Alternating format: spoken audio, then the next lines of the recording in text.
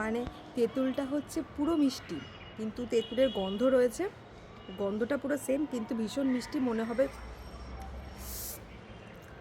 তেঁতুলের মোরব্বা খেলে যেরকম হয় না মিষ্টি মিষ্টি, সেরকম পুরো, মানে এক ফোঁটা টক নেই। যেহেতু এই ঝালটা রয়েছে বলে ঝালের সাথে ফ্লেভারটা ভালো লাগছে, মানে বাচ্চাদের খেলে খুব ভালো লাগে, যারা টক খেতে পারে না, মানে তেঁতুলের ফ্লেভারটা শুধু, কিন্তু বাদবাকিটা পুরো মিষ্টি। ঝাল ছাড়া একদমই ভালো লাগবে না।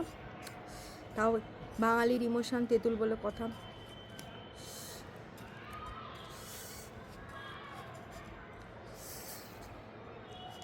মিষ্টি যতই হোক, কিন্তু তেঁতুলটা দেখেই তো জিভের মধ্যে জল চলে আসছে।